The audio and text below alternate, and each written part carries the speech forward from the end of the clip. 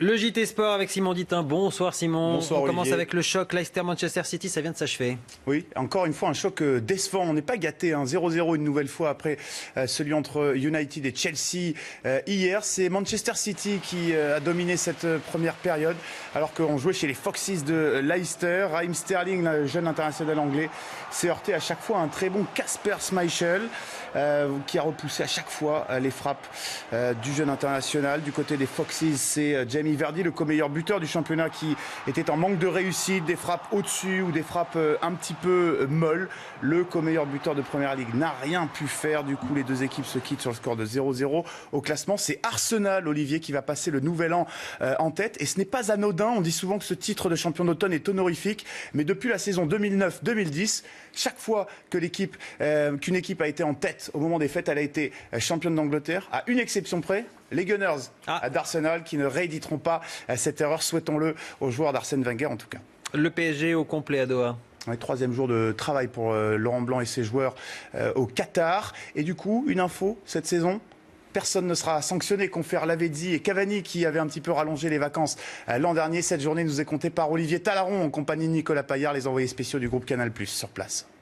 Le Paris Saint-Germain est enfin au complet pour la suite de son stage ici à Doha au Qatar, puisque les Sud-Américains et Salvatore Sirigu sont arrivés dans la matinée de ce mardi en provenance de l'aéroport. Et à la descente du minibus, on a pu voir des joueurs très marqués par la fatigue, notamment Ezequiel Lavezzi. Le seul joueur qui était à peu près souriant ce matin, c'était Javier Pastore, l'Argentin, qui a participé cet après-midi à une opération de promotion, une session d'initiation au golf en compagnie de Marco Verratti et de Blaise Matuidi. Un petit peu de détente pour Javier Pastore à son arrivée ici à Doha au Qatar. Mais pour Javier Pastore, les Sud-Américains, et pour Salvatore Sirigu, il y avait également dans la soirée une séance réveil musculaire, une séance très légère pour reprendre un petit peu contact avec les terrains pour les Sud-Américains qui demain pour le match face à l'Inter Milan, match de clôture du stage, eh bien les Sud-Américains seront sans doute sur la feuille de match, mais selon Laurent Blanc, ils ne joueront pas plus, en tout cas s'ils jouent, pas plus de 20 minutes.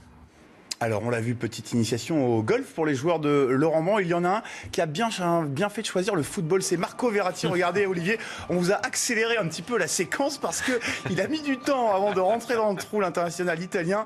Et pourtant, voilà, toujours pas, enfin. Encore pas. Et pourtant, son entraîneur lui avait prodigué des bons conseils. On sait que Laurent Blanc est un amateur et un très bon joueur amateur de golf. Voilà, il lui avait dit, si tu n'y arrives pas avec le club, utilise le pied. Il faut toujours écouter son entraîneur. Ce qui compte, c'est qu'il fasse rentrer les ballons. Exactement. C'est plus important. Allez, on parle de rugby. Elle était très attendue, cette première liste de Guy Novès, le sélectionneur du 15 de France. Ça y est, on sait qui l'a choisi. Voilà, les amoureux de rugby sont impatients de voir la première composition de Guy Novès. Pour l'instant, c'est une convocation à des stages pour faire un petit peu connaissance les 4 et 11 janvier prochains. Et l'information principale de cette liste de 30 joueurs, c'est qu'il y a 5 petits nouveaux, 5 petits jeunes qui vont découvrir pour la première fois les installations de l'équipe de France.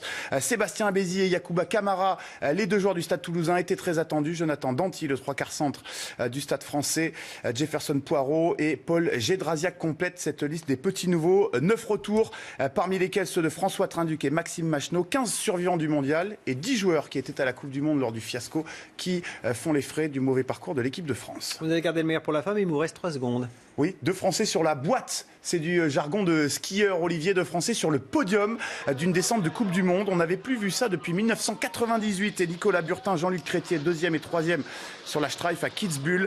Cette année, c'est Adrien Théo qui s'impose à Santa Caterina di Valfurva.